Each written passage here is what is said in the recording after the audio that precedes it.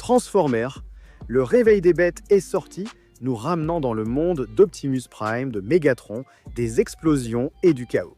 Et aujourd'hui, nous allons jeter un œil à ces robots déguisés et essayer de découvrir quel est le Transformer le plus puissant de tous. Oui, nous allons classer chaque Transformer du plus faible au plus fort. Alors, allons-y. Salut les gars, je suis Daniel et voici Danco.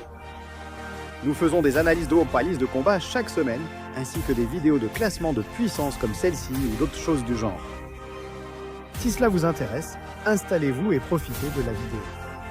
Appuyez sur le bouton j'aime, et si vous en avez envie, cliquez aussi sur le bouton s'abonner pendant que vous y êtes. Passons maintenant à la suite. Les microcons sont excellents pour espionner les ennemis, mais avoir la taille d'un insecte a aussi ses inconvénients. Igor est l'animal de compagnie de Megatron, créé à partir de la tête d'un Décepticon réutilisé. Le docteur sert de médecin de terrain au Décepticon, mais je ne lui ferai certainement pas confiance pour m'opérer. Gridman est ce qui se produit lorsqu'une nuée de microcons se combine ensemble. La forme combinée, semblable à une menthe religieuse, est d'une finesse extrême, ce qui la rend presque invisible lorsqu'on la regarde sous certains angles. Brains est un Décepticon devenu Autobot, et il possède une tonne d'informations à sa disposition, d'où son nom, Brains. Willy est un autre Décepticon devenu Autobot, et je pense que c'est le seul Transformer officiel qui soit sexuellement attiré par les humains. Squeaks est sans aucun doute l'Autobot le plus surprenant, parce que ce petit gars ne fait vraiment pas penser à un guerrier ou à un combattant. Franzy dégage une énergie vraiment maniaque, mais il est aussi très doué pour recueillir des informations, donc il faut faire avec ce qu'on a. Les Freezers sont des terracons glaçants ressemblant à des insectoïdes, sous les ordres de Scourge qui traquent leur proie et servent d'armes pour les terracons. Alice était peut-être la femme de tes rêves à la fac, mais ensuite elle sort sa longue langue métallique et se transforme en robot assoiffé de sang, et tu commences à remettre en question tous tes choix de vie. Bulldog est la preuve que la vieillesse nous rattrape tous, même les Transformers. Canopy est très doué pour se cacher et rester discret, mais on ne peut faire ça qu'un certain temps. Laserbeak est honnêtement peut-être le Décepticon le plus compétent qui existe. C'est un excellent assassin et homme de main, et c'est vraiment seulement sa petite taille qui le freine. Mohawk, un voyou à moto armé d'un couteau, est incroyablement loyal et ne recule devant rien. Dommage qu'il ne se taise jamais.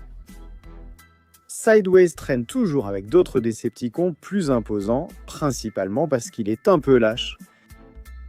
Skids et Mudflap, des stéréotypes racistes et une grosse tentative ratée de soulager l'atmosphère par l'humour.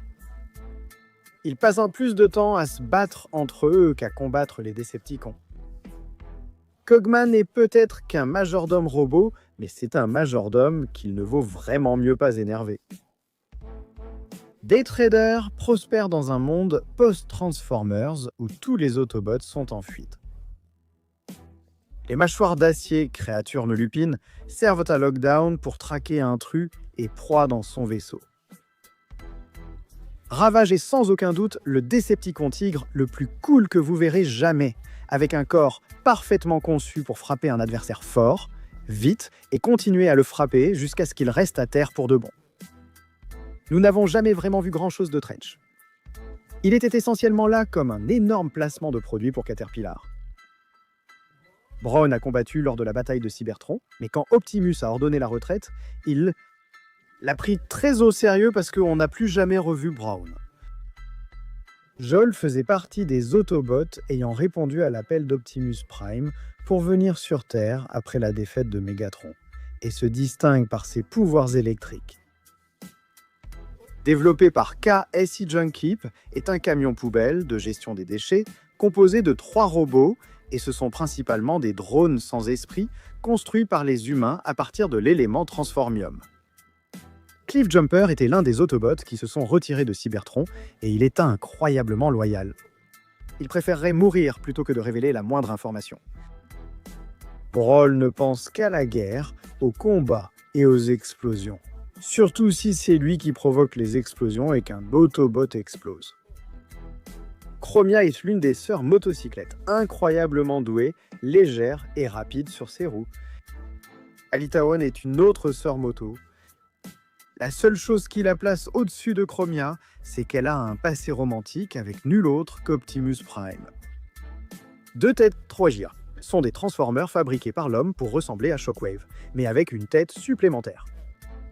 Plusieurs de ces robots ont été construits par KSI, et après que Galvatron ait pris le contrôle, ils ont été envoyés pour combattre les Autobots et capturer la graine à Hong Kong.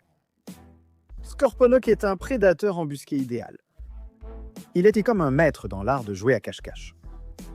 C'est juste qu'il est souvent à la fois celui qui se cache et celui qui cherche. Jazz était le premier lieutenant d'Optimus Prime, mais cela ne l'a pas sauvé de la colère de Megatron. Bone Crusher est ses nés pour haïr. Il déteste les Autobots. Il déteste ses camarades Decepticons. Il se déteste même lui-même. Et tout cela se traduit par Bone Crusher qui essaie de tout détruire autour de lui. Les chefs de KSI étaient des Transformers fabriqués par l'homme, construits par KSI et ont été envoyés par Galvatron pour capturer la graine à Hong Kong afin de cyberformer la Terre. Onslaught est le chef des Combaticons, et comme tout bon Decepticon, il utilise sa grande taille pour intimider tous ceux qui sont plus petits que lui. Beatswing est célèbre pour avoir pris la voix de Bumblebee, mais Bee s'est assurément vengé de lui pour ça. Je pense que Jetfire avait le potentiel d'être bien plus haut dans ce classement, mais la vieillesse a finalement eu raison de lui et l'a ralenti. Wheeljack était le principal inventeur et scientifique des Autobots, créant d'innombrables armes puissantes et dégageant une forte impression d'Albert Einstein.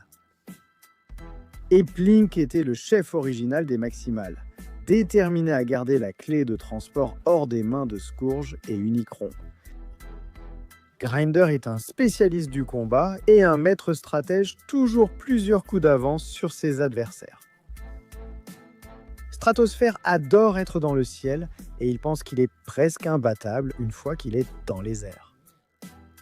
Nitrozeus passe pour un grande gueule, un type égocentrique et arrogant. Et il l'est. Le problème, c'est que Nitro a vraiment la puissance et les compétences pour justifier tout ce qu'il dit.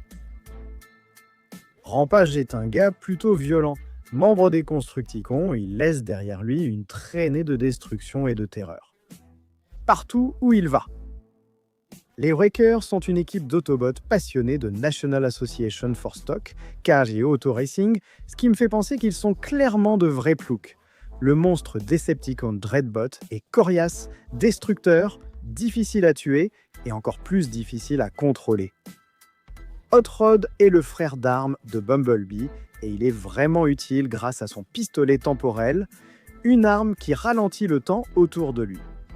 Air Razor peut fournir un soutien aérien très précieux lors de n'importe quel combat, et elle est incroyablement loyale, prête et disposée à mourir pour la cause. Battletrap est un éclaireur d'élite et un exécuteur pour les terracons, quelqu'un qui est très fier de faire partie du groupe de chasseurs le plus sinistre à avoir jamais parcouru l'univers. Arcee est une commandante de terrain Autobot, et même si elle n'est jamais la plus grande ni la plus forte, elle est petite, rapide, agile et peut frapper fort. Elle a été entraînée à utiliser sa vitesse à son avantage, frappant rapidement et soudainement, puis disparaissant aussi vite qu'elle était apparue au départ. Les Dreads sont une unité de Decepticons particulièrement redoutable. Leur spécialité est l'infiltration et l'assassinat de cibles de haut niveau. Ce sont aussi des monstres si désagréables que même les autres Decepticons ont tendance à ne pas les apprécier. Dropkick n'aime pas particulièrement être sur Terre, mais il est toujours partant pour traquer des Autobots, provoquer quelques explosions et liquéfier quelques humains au passage. Probablement le Transformer le plus homicide qui ait jamais existé, Berserker est le seul Decepticon que les États-Unis ont refusé de libérer. Soundwave est le spécialiste des communications des Decepticons, capable de prendre le contrôle des communications et des informations à l'échelle mondiale. L'information, c'est le pouvoir. Sideswipe se bat un peu comme un joueur de roller derby. Il se déplace sur ses roues, rapide et agile, prêt à découper n'importe quel Décepticon qu'il croise. Blackout est le premier Décepticon aperçu, et le dernier Décepticon que beaucoup d'Autobots aient jamais eu la chance de voir. Il a longtemps été le bras droit de Megatron, traquant et éliminant quiconque sur ordre de son maître. Nightbird est une Terracon très douée et mortelle, maîtrisant parfaitement l'épée. Ratchet est le médecin de l'équipe des Autobots, et même s'il se concentre généralement plus sur les réparations que sur le combat, il est capable d'utiliser ses outils médicaux de façon redoutable. Barricade s'est transformé en voiture de police juste pour gagner la confiance des humains avant de les tuer. Et ce n'est même pas le pire chez lui. Le pire, c'est qu'il refuse tout simplement de mourir. Crosshairs peut être un peu arrogant et imbu de lui-même, mais quand la situation devient critique, c'est l'Autobot que vous voulez avoir à vos côtés. Principalement grâce à sa rapidité fulgurante à dégainer et à sa volonté de foncer dans le tas, armes à la main. Shatter est sans aucun doute le cerveau entre elle et Dropkit, mais ne vous laissez pas tromper par elle. Elle fait semblant d'être le bon flic, mais c'est plutôt le flic « je ne te tuerai pas tout de suite ». Mirage est peut-être un peu impatient et un peu imprudent, mais sa capacité à tromper et manipuler ses adversaires, à lancer des projections ou à créer des mirages ne peut jamais être remise en question. Stinger est censé être meilleur que Bumblebee à tous les niveaux, votre choix parfait pour un robot KSI prêt à chercher et détruire. Starscream est le commandant aérien des Décepticons, et même s'il sert comme second de Megatron, il nourrit secrètement l'ambition de prendre le pouvoir et de régner lui-même sur Cybertron. Dommage qu'il soit trop lâche pour que cela n'arrive jamais. Drift est le commando peu bavard, mais expert en lames anciennes. Bien qu'il n'essaie pas de cacher son passé de Décepticon, il préfère largement laisser ses épées parler pour lui.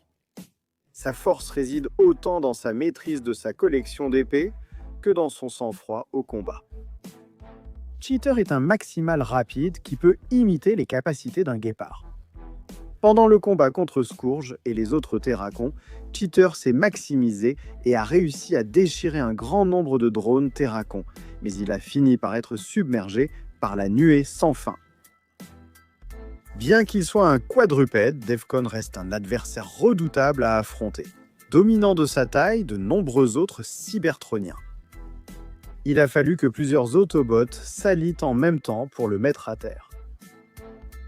Hound est le nouveau spécialiste en armement des Autobots, et il adore absolument tout ce qui concerne les armes à feu, et il aime se battre.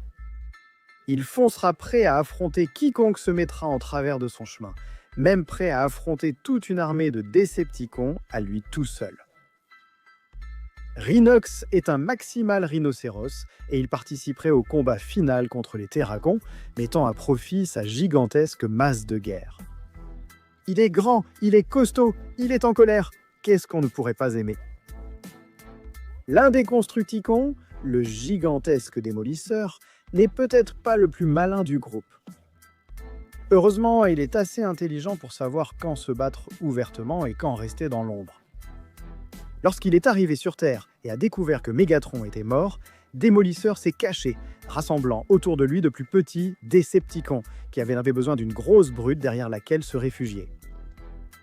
Slug ne t'aime pas et il n'aime pas ta tête. Il n'obéit pas vraiment aux ordres, sauf si ça implique de donner un coup de tête à un adversaire pour l'envoyer valser dans la semaine suivante. Il est tellement puissant qu'il peut tout raser sur son passage dans un accès de rage de dinosaure brûlante. Scorn, c'est ce qui arrive quand on combine une machine de guerre destructrice avec un prédateur. Rien de moins qu'un destructeur sur deux jambes, il est fort et massif. Il manie l'épée Scrapmaker en mode robot et sa taille imposante en mode Spinosaurus le rend presque impossible à abattre. Straff est un gigantesque pédrosaure métallique à deux têtes qui crache du feu et le voir fondre sur vous à la vitesse de l'éclair, comme un monstre de cinéma, ferait trembler même les combattants les plus aguerris. D'une efficacité mortelle avec un dévouement froid à la logique, Shockwave est une machine à tuer comme il en existe peu, l'un des rares capables de rivaliser avec Megatron. Il est prêt et déterminé à détruire tous les Autobots qui oseraient se dresser sur son chemin avec son canon astromag monté sur le bras. Ironide est le spécialiste des armes des Autobots et l'ancien ami d'Optimus Prime. Il est un peu plus prompt à tirer que ses camarades Autobots, car il est parfois prêt à repousser les limites du code Autobot s'il pense que cela lui permettra de terminer la mission plus rapidement. Il possède plus d'armes qu'un petit pays du tiers-monde, et il se peut qu'il ait déjà fait exploser une planète avec ces mêmes armes. Lorsqu'ils sont confrontés à une menace pour Quintessa trop puissante pour que les Infernicons démoniaques puissent la gérer individuellement, ils se combinent pour prendre la forme d'Infernicus.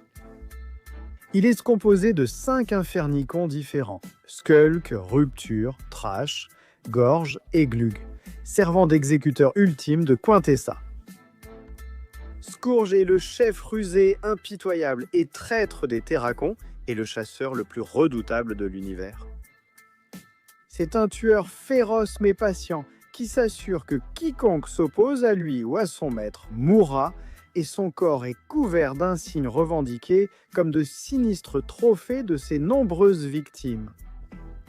Chef des Maximals, Optimus Primal vit sur Terre déguisé en gorille mécanique de 4 mètres de haut. Ayant monté la garde depuis les jungles péruviennes pour surveiller le retour d'un mal contre lequel il mène une guerre éternelle à travers de nombreuses galaxies, il a vu assez de tragédies pour acquérir une sagesse empreinte de douceur. Bien sûr, la meilleure partie de la sagesse, c'est de savoir quand utiliser son poing de grand singe pour protéger les innocents. Qu'il soit formé de 6, 7, 8 ou même 9 Constructicons, Dévastateur est un géant parmi les géants. Dévastateur est aussi un être tourmenté, ne connaissant que la rage et la douleur et ne comptant que sur ses instincts bruts lors d'un combat. Megatron, aussi appelé Galvatron, n'a pas toujours été le chef des Décepticons aussi puissamment vicieux et brutalement direct. Il fut autrefois un frère d'armes d'Optimus et un élève de Sentinel Prime, nommé pour être le protecteur de Cybertron et le commandant de ses forces de défense. Mais Megatron en voulait à son camarade, sachant qu'il était un Prime et dont le fils préféré de Sentinelle.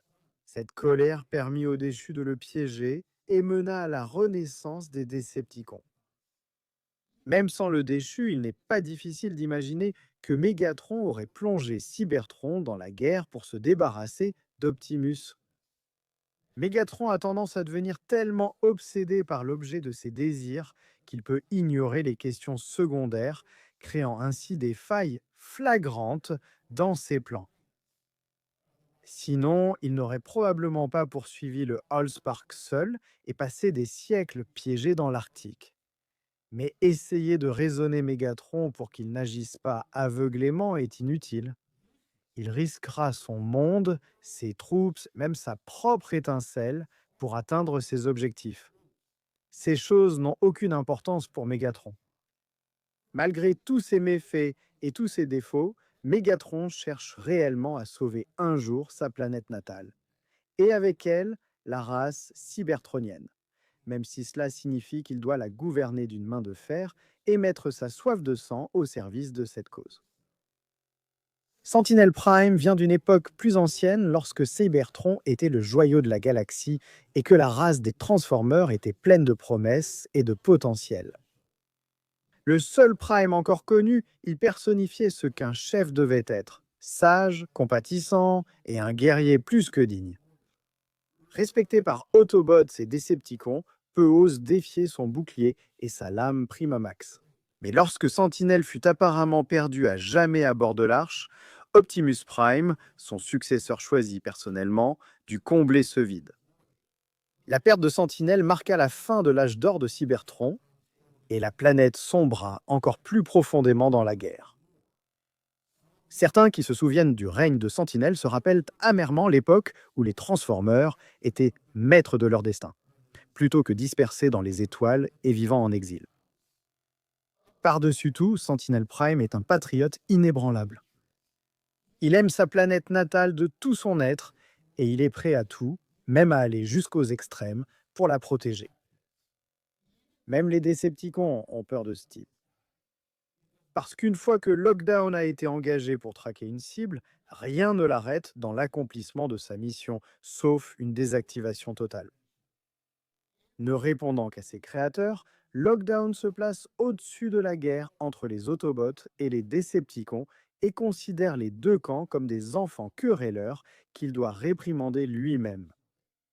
Il ne pense pas beaucoup plus de bien des autres espèces civilisées à travers la galaxie, même s'il n'hésite pas à collaborer avec elles si cela l'arrange. Lockdown est un chasseur de primes dans l'âme, accomplissant toujours les contrats et les missions qui lui sont confiées tant qu'il est payé. Il ne se soucie pas vraiment de ce qu'il doit faire pour remplir son contrat, prêt à détruire des planètes entières si nécessaire. En tant que roi des Dinobots, Grimlock pense que la meilleure façon d'aborder un problème est à deux. L'écraser d'abord, s'occuper des détails ensuite. L'un des guerriers les plus puissants de l'univers, il n'aime rien de plus que de montrer sa force, laissant ses ennemis écrasés, dévorés ou réduits en cendres par un souffle de feu. Cette attitude dure et brutale s'étend aussi à ses compagnons Autobots, censés répondre aux exigences de force de Grimlock. Les Autobots ont bien moins à redouter de ce colosse que les Décepticons. La plus grande forme de vie souterraine originaire de Cybertron, les foreurs ne doivent pas être pris à la légère. Énormes bêtes à tentacules multiples, capables de creuser sous terre ou à travers des bâtiments, elles sont capables de provoquer une grande destruction et un carnage à grande échelle. Elles sont au mieux semi-sensibles, n'obéissant qu'à des ordres simples, mais développent aussi une grande loyauté envers leur maître. Ces qualités les ont rendues précieuses à Choconde, qui en garde une comme animal de compagnie et transport personnel. Celle que possède Choconde a été élevée spécifiquement pour la guerre, et à ce titre, elle est considérablement plus grande que les autres foreuses.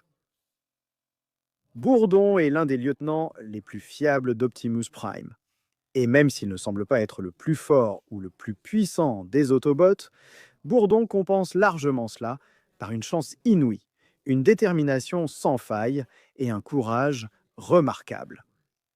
Il sacrifierait sa vie pour protéger les autres et stopper les Décepticons. C'est l'un des meilleurs combattants de toute la série, capable à lui seul de vaincre des hordes entières de Décepticons ou de Terracons, et il fait partie des rares Transformers à posséder la capacité unique de se régénérer après une blessure. Dragonstorm est un immense dragon à 3 têtes, la puissante forme combinée des 12 chevaliers gardiens légendaires qui se sont unis pour arrêter Quintessa. Il est apparu à l'époque médiévale pour aider Merlin à anéantir les Saxons et à gagner la guerre pour Camelot, puis, à l'époque moderne, il s'est reformé pour aider Optimus à vaincre Quintessa et ses Infernicons. Si les premiers Transformers étaient les disciples de Primus, alors le déchu est son Judas. À l'aube des temps, il était Megatronus, membre d'une confrérie d'êtres immensément puissants, dévoués au bien-être de leur monde. Mais le déchu se retourna contre ses frères Prime afin de poursuivre ses propres objectifs, gagnant ainsi le surnom du premier Décepticon. Sa forme terrifiante est une cage métallique pour des forces primordiales de chaos brûlant, lui donnant l'apparence d'une fournaise vivante et le purgeant de toute empathie et moralité qui lui restait. Tout ce qui subsiste désormais, c'est la haine et la rage la plus pure. Le déchu est immensément puissant. Il maîtrise les arts mystiques et à pleine puissance, il peut défaire la création à volonté. Il est rarement vaincu. Au mieux, il est contenu, attendant avec une patience éternelle l'occasion de libérer à nouveau ses sombres pouvoirs. Quintessa est une sorcière de l'espace mystérieuse et puissante qui se décrit elle-même comme la prime de la vie. Elle prétend avoir créé l'espèce cybertronienne et considère Cybertron comme étant sous son contrôle. Mais encore une fois, elle a aussi été appelée la grande trompeuse, donc la véracité de ses propos reste sujette à débat. Ce qui semble vrai à propos de Quintessa, c'est qu'elle est une psychopathe impitoyable et génocidaire avec d'immenses délires de grandeur, ce qui franchement la rend plus attachante pour le tyrannique Mégatron que pour le noble Optimus Prime. En parlant d'Optimus Prime, bien sûr, il devait être l'Autobot le plus puissant. Je veux dire, il était le chef des Autobots pour une raison. Il y a longtemps, il n'était que le modeste chef de la division scientifique de Cybertron, qui étudiait l'Allspark et était protégé par l'armée du Seigneur Haut Protecteur Mégatron. Mais lorsque Mégatron a été corrompu par le déchu, Optimus a découvert qu'il était le dernier de la dynastie des Primes, caché lorsque le déchu a détruit leur lignée. En réponse aux tentatives de Mégatron de s'emparer de l'Allspark et de conquérir d'autres mondes, Optimus a pris son véritable titre et a rassemblé les Autobots pour s'opposer aux Décepticons. Aussi obsessionnellement que Mégatron s'efforce d'atteindre son objectif, Optimus est tout aussi déterminé à l'arrêter, même au prix de sa vie, de son monde et, si nécessaire, de son propre peuple. C'est sur son ordre que l'Allspark a été envoyé dans l'espace, condamnant Cybertron à une lente agonie et son peuple à une vie nomade. Les sacrifices qu'il a faits pèsent lourdement sur lui, mais ils doivent être accomplis car il n'y a pas d'autre choix. Il connaît les ambitions qui sommeillent dans le cœur de Mégatron et elles ne doivent jamais voir le jour. Doit être préservé de la menace de la tyrannie de Mégatron, quel qu'en soit le prix. Cette obsession de vaincre Mégatron a privé Optimus d'une partie de son idéalisme d'autrefois, créant une certaine dureté sous sa personnalité, par ailleurs honnête et bienveillante. Prime n'est pas du genre à accorder une seconde chance, et il est prêt à envisager toute action pouvant mener à la victoire, tant qu'il ne sacrifie pas directement ceux qu'il aime. Unicron est l'ennemi juré éternel de son frère jumeau Primus. Également connu sous le nom de Seigneur du Chaos, le Porteur du Chaos et le Dévoreur de planètes, il est déterminé à consommer l'univers. Sa forme gigantesque est alimentée par la consommation de planètes, de lunes, d'étoiles et même du tissu même de l'existence. Unicron ne s'arrêtera pas tant que son objectif ultime ne sera pas atteint. Mettre fin à la création agaçante qui l'entoure et trouver la paix en devenant le centre vivant d'un tourbillon infini de néant à la fin de toute chose. Mais qu'en pensez-vous?